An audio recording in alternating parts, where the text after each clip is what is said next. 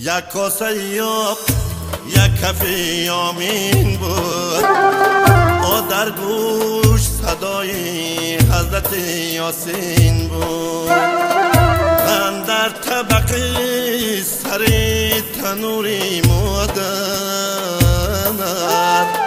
با تیز و بکام تلخی و شیرین بود، با تیز و بکام تلخی و شیرین بود.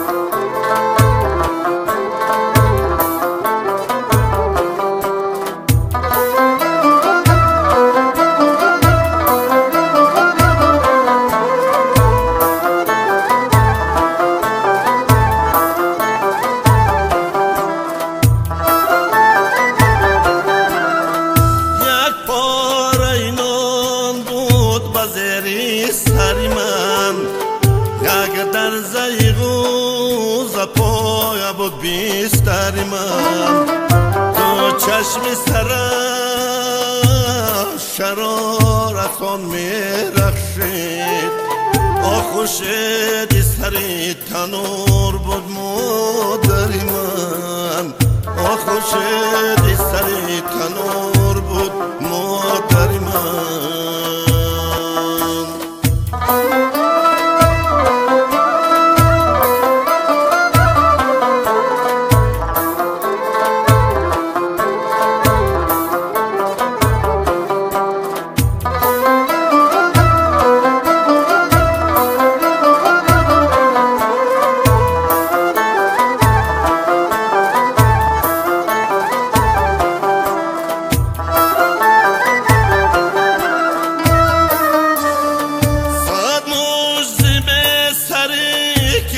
سر خوردم صد مشتی دیگر زی پشتی